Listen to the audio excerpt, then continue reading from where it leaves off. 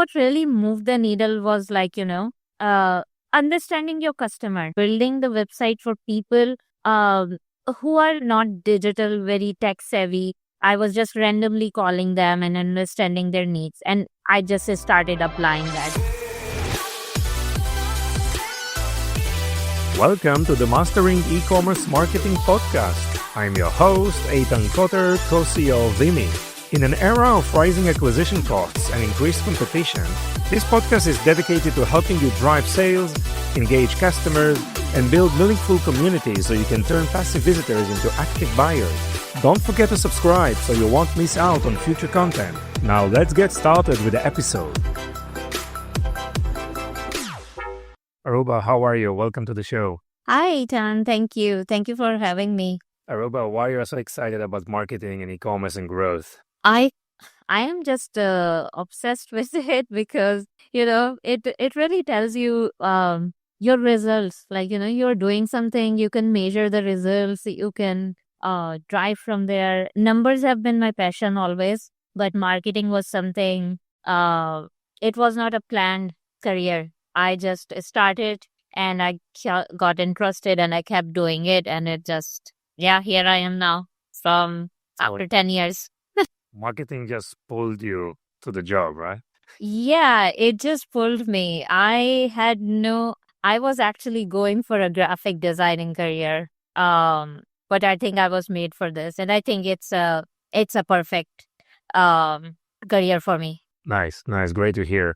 Arooba, what are the 3 words that are most important to you?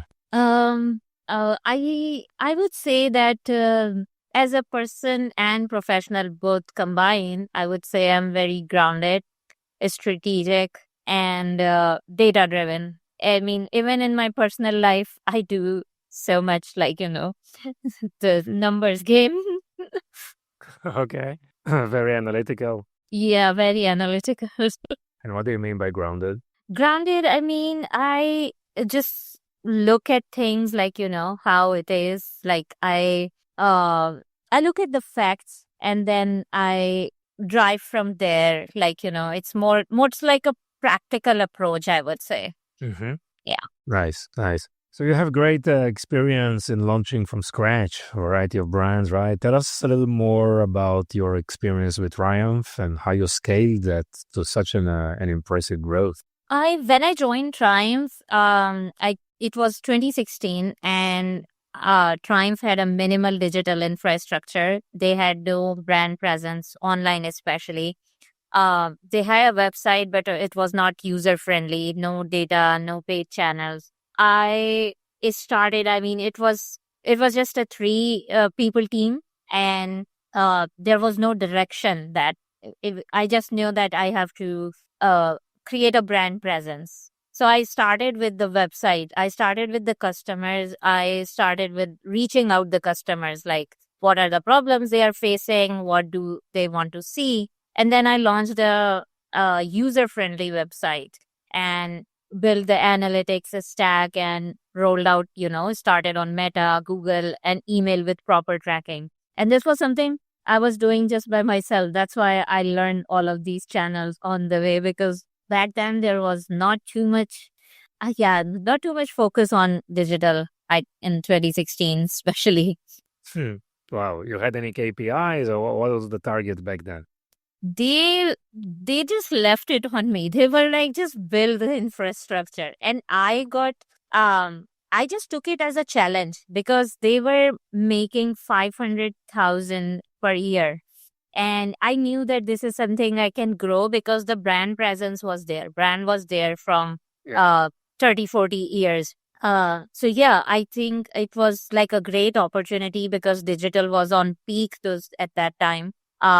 Just improving some things and building the foundation really got this started. And once I saw the initial results, then I was like, okay, this is happening, so I can do more. And I just kept doing it, figuring out. What do you think contributed to the growth and to the success?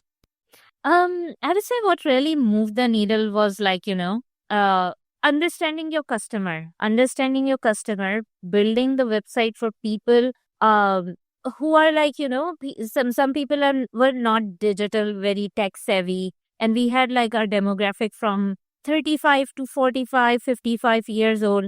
And especially considering digital was new, there was not so much awareness about how, like, how to go about it. So when I started talking to customers myself, I was understanding their needs directly. I was just randomly calling them and understanding their needs. And I just started applying that. So that was the biggest needle which moved. Then, yeah, eventually collection based launching. I built a full life cycle system like a retention. And it was not just, top of funnel media. So over 5 years, we grow paid spend by 40x, and by improving CAC and conversion rate from 1% to under 1% to approx 3.5%. Hmm. Interesting. Obviously, today is a completely different ecosystem than what it used to be, right? It is. I know. It's totally different, and it's always changing, and it's gonna keep changing every day now. Yeah, yeah. Well, what do you see happening, right? What has changed, in the last probably decade? Oh, Facebook has changed a lot. Like, Facebook was the initial channel which everyone was focused on, Meta. And it was much easier. The paid space was not that competitive. There were not, the CACs were low, the media buying was low. But now there is so much competition in the market, it's harder for you to, like, uh, do the same exact things which you did 10 years ago from now. Algorithms with the AI introducing, that is the biggest change which happened, and we had to adapt with this. And that's what I have been doing now from the past like few years. Yes. And so, how do you approach marketing? Because we understand that every channel is very, very competitive, right? It's just starting to learn through data, right? Analytics, what's happening, just doing the job, being flexible, agile, just making all the iteration, changing things very fast. How do you approach marketing today with where everything looks so competitive right now? I approach so my approach starts with ICPs. I have started focusing more. It's always the ICP first, understanding the customers, understanding the personas, building those avatars. Because sometimes when I talk with clients for my consultant based times, they have a very good product. They have a amazing looking website, but their ads, their ICP, their landing pages, it's not connected. It's not matching. And then they come, most of the biggest problem I have seen these days after talking to, like, clients, like so many founders, they don't have any creative playbook. They don't have any connection between these three things: ICP, ads, landing pages. It all needs to be connected. And then comes the data. Because once I understand my audience, then I will know, okay, where my audience are, which channel my audience is. Because now it's not just Meta. It's like so many channels. It's Reddit, Google, Twitter, LinkedIn. So after you have your personas, your ICPs, then you are able to decide, okay, so this is where my audience are. And this is for this persona, I have to go here, I have to go there. Hmm. Yeah. Interesting. So, how do you, gain experience and learn how to operate in any one of those, communities or, ecosystems? It's like very specific, right? Or no? You mean the channels? The Or channels, yes. Obviously you need to use multiple channels. Like Facebook alone is not enough anymore, for sure. How do you learn how to operate? You employ, you just start to learn this internally, or you work with agencies, or what's the best way to do that?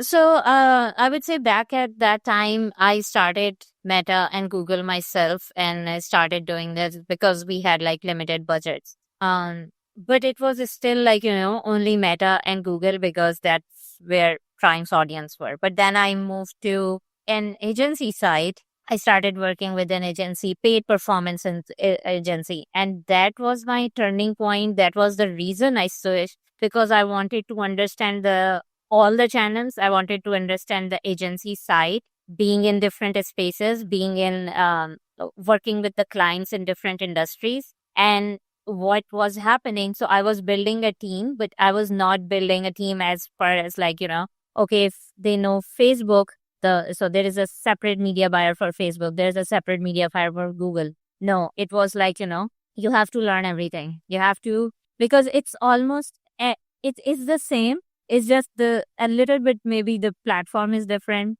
The dashboard looks different, but the basics are the same, right? So yeah, I jumped into the systems and I started experimenting. And I think I was fortunately, like, I would say that I was able to experiment a lot and just test. And I was able to convince my clients that, okay, we can press this channel. So I did Twitter ads, I did Reddit ads, LinkedIn ads, I did also Snapchat.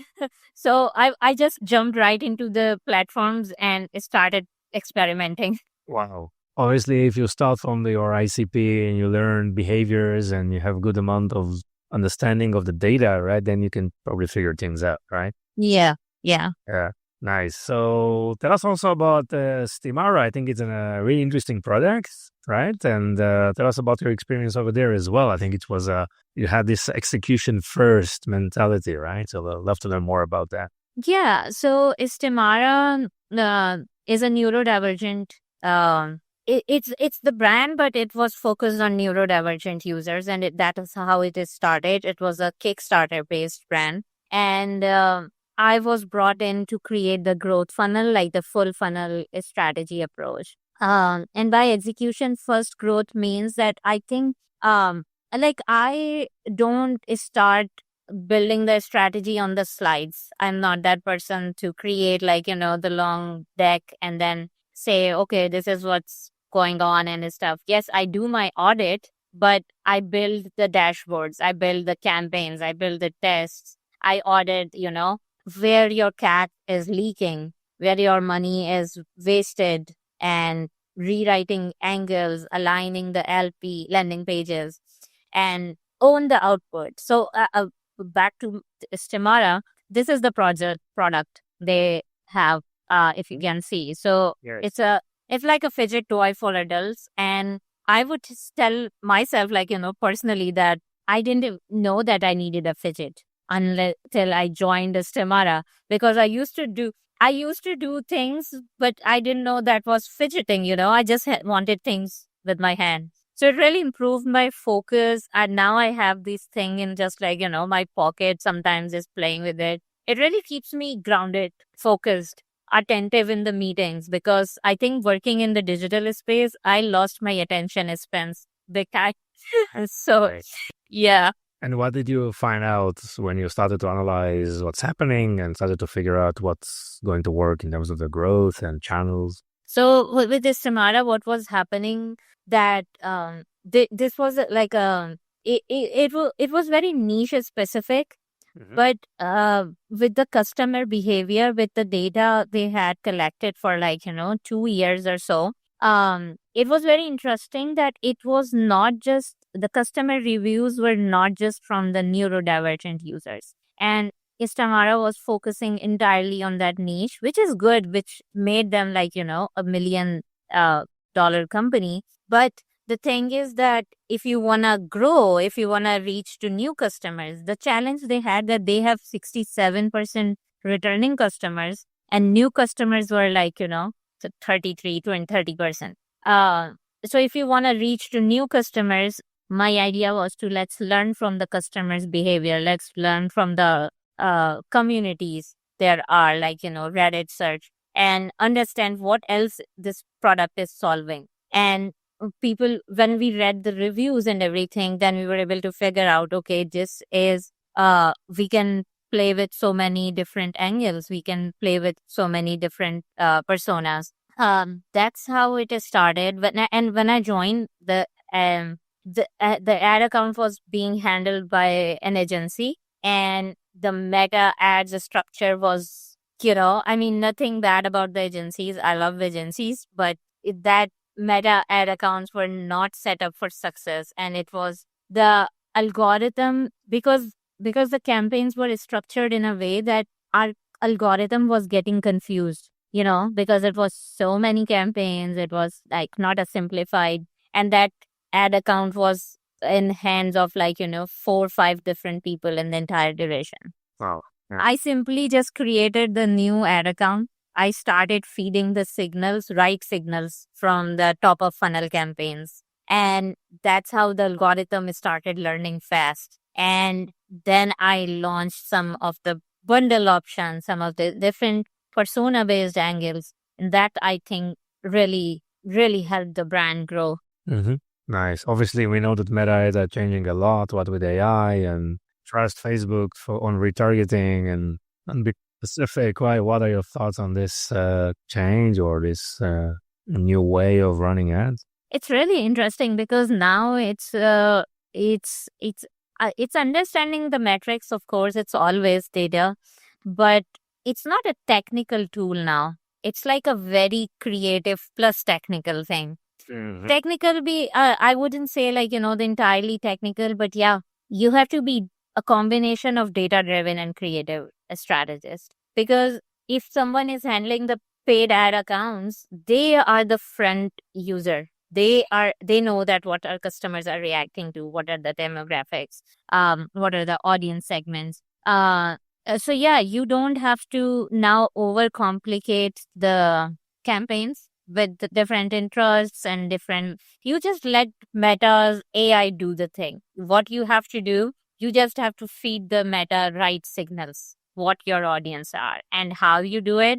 You do it with creatives, not by creating 10 different campaigns with different interests. I think it's a very interesting approach, but their AI system, especially, I don't find their creative AI so much like, I have started trying it, but it's not the best. I think it needs more time. But I have been trying some their AI suggested persona based captions, which is like, they are tailoring the caption, understanding the personas themselves. So that's an interesting feature, and I've started using it recently. But yeah, I think I like the new system. It's like it solves your problem. It solves a problem for so many founders, especially if Yeah. they wanna manage themselves.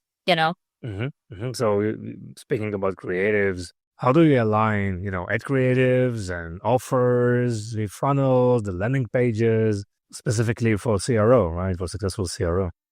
Yeah, so I start with the, like I said, customer reviews, comments, and survey data. And then I extract the pain points and emotional language, specifically what language my customer is speaking in. And from there, I start building different angles based on our ICPs. I'm talking too much about ICP because that is important. It's very important. Mm-hmm. And yeah, so the once you created the ICP, then you will drive your different ad angles based creatives, and based on those creatives, you build your landing page. And I have been yes, the landing page, you don't have to build a landing page for each specific persona, but you have to build landing pages based on new customers and returning customers, and use a language where that ad continuation speaks. Because if my ad, sometimes what happen is that my CTR is great, my CPM is great, CPC is great, but there is a huge drop off on landing pages. And why? Because in the ad, I am talking about reducing stress. And then on my landing page, I am talking about neurodivergent users. It doesn't match because stress can be so many other things. And it's not just related to neurodivergence. So you have to make a match between, depending on what resources you have. But yeah, you have to be very specific that you're continuing what you started talking about. Okay, so you start with the main message on the ad creatives and then build a landing page to support that, or the other way around, or what's the best step-by-step order of things? I start with the ad creatives angles, and I don't create like hundreds of landing pages, but I do create some of the specific ones, and then tailor my ads also around that, okay, this, let's say if this, there is one landing page which is for like, I will talk about no limits also, because that's something I'm working on right now. I will talk more about it later. But let's say you have a dementia, a specific landing page. You can talk about dementia there, but you can also insert, Alzheimer's in that same landing page. And then that creative can work for both of those things, because there is a match between those things. Got it. Interesting. And I love the what you mentioned, that you have a landing page for all new users and for those who you want to return users, right? So that's definitely, it could be a different messages. And you also mentioned emotions, right? So where versions on one side, maybe performance on the other side, but what you're saying, they aren't opposite, right? Those are opposites, right? Promotion and Yes. performance. Yeah. Yeah. Emotion and performance, those are separate things, but they are also the same thing. You have to, because I think now marketing is more about emotions. You have to touch, you have to relate to your users. Yes. So how do you balance, the creatives, the emotional side of things? Eventually, you need to create conversions and you need to obviously drive performance. So how is it all connected together? I start with so if I'm building, I start with the top of funnel, middle of funnel, and bottom of funnel. So in the top of funnel, I would talk about emotions more, to introduce my brand, and to be relatable to them, be it, through UGC or anything, or even the static and videos. Then in the middle of funnel, like people who are engaged, and the bottom of funnel, that's where I talk about product features and solution. So first you have to make your brand appear that you are understanding their problem, you are touching and related to their emotions. And then after that stage, once your brand is introduced, then you move to talking about, okay, this can solve this. Mm-hmm. Yeah. No, they're very interesting. And obviously, where you have a lot of things to prioritize, right? With a lot of pressure these days for just making efficient teams, right? Yeah. So how do you prioritize, just trying to achieve all the things that you want to achieve while still having a very, limited stuff? I think that especially with the team, like how the things are changing with the AI and this stuff, you can do a lot with the lean team. I think I would say that you start with understanding first that what are your bigger goals. You look at the higher picture, like what is my what I'm trying to achieve, what is my goal for this year. Because sometimes what happens is that it's not about that you just set the targets and just assume that, okay, this is something, because last year I made, like, 2 millions. This year I'm gonna just make 5 millions. You cannot do that. You have to you have to you have to see the growth. Even if you don't have data, you have to understand that, okay, but even by month and month, what is my growth rate? Then you build the target. So that is my bigger picture. Now, if my bigger picture is this, I cannot drive my strategy. Okay, let's just start putting everything in the paid media and forget the brand awareness. I think brand awareness is an equally important, especially more important than conversion, because if you have to balance that. Yes. By doing all those picture, you have to have like a holistic picture and a bigger picture. And with the limited staff, it's very, I wouldn't say that it's easier, but how you are training your team. I lead by example, because if I am doing the bigger picture and I'm also doing the execution, my team also adapt that. They will be also doing that. They will be also leaning towards that. Okay, I need to learn this and that. And I give them the freedom to explore things like I had, because I got to experiment a lot. That's why I would say that, I have had success, and I do the same thing. I act more like a mentor to my team, and I think it does work great, because you believe in them and you let them experiment and train them towards learning things. So even if you have like a lean team, but they are passionate about what they are doing, they will be going to, adapt the new features and Yeah. go about it. And obviously, communication is so important, right? Having that transparency in place, it's like a very I think, important aspects of everything that we just having this culture of, people to have, the willingness to discuss and to be accept feedback. And I think it's really, really fundamental. Aruba, what are some of the lessons you can provide for early stage brands out there, or some of the mistakes that you see that might people can fall to, in this era?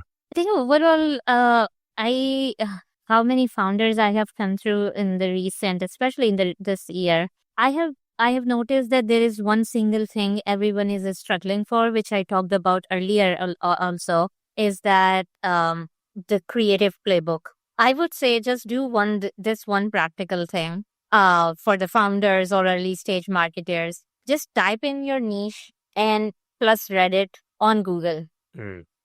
Just maybe like write best stretch tools or fidget tools and then type Reddit. Find 2, 3 threads with comments, like, you can pull out 2, 3 top threads by understanding. You get the idea. Okay, there are 2,000s of comments and stuff. They have real comments, they have real emotions. They are the real audience and this language, what they are talking about. I'll tell you a simple trick. Copy those threads, drop them into ChatGPT, and ask it to break down pain points, emotional triggers, and objections. You'll get raw gold insight straight from your audience that you can use in ad hooks, landing pages, copy, or offer positioning, because you have all the things they are complaining about, and you're going to speak in their language now because you know what they're talking. So what they're going to write on the Google, that now. Yeah, and I think that is just a gold raw insight, and I would recommend this to all the founders, early stage founders. Amazing. No, this is a great tip. So thank you so much for that. So tell us about Limbits. Tell us about the brand and your main challenge there.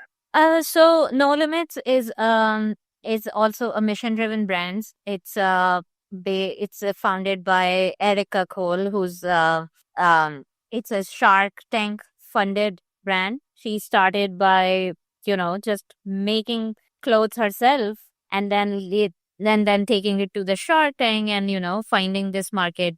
I was really inspired by her story because it really is something that can make a difference in people's life, with people with disabilities, like physical disabilities. It's an underserved market. We are not focused on, okay, if someone have a prosthetic leg, how difficult for them it's to use the pants and be self-sufficient, like independent. So those clothes are focused on the apparel. The entire collection is focused on different kinds of disabilities, and that's what she's doing. And she recently acquired a Buck and Buck. So that's also a company. It's a company based in it's been in the business for 47 years, and it's for the senior citizen specific, like adaptive apparel. So I'm kind of looking after both the brands, building the foundations again, because those brands have been doing amazing without any marketing. So I am like that, what all I can do with with now marketing is specific. So it's a huge opportunity out there. And I have just started, but I have amazing plans, and I can see the future because just imagine if you were doing amazing without ads or without any specific marketing person, what you can make it, right? Yes. It's such an exciting brand, right? And just it's pretty inspiring. So I wish you all the best and success in your new role. Thank you. Aruba, anything else you want to add?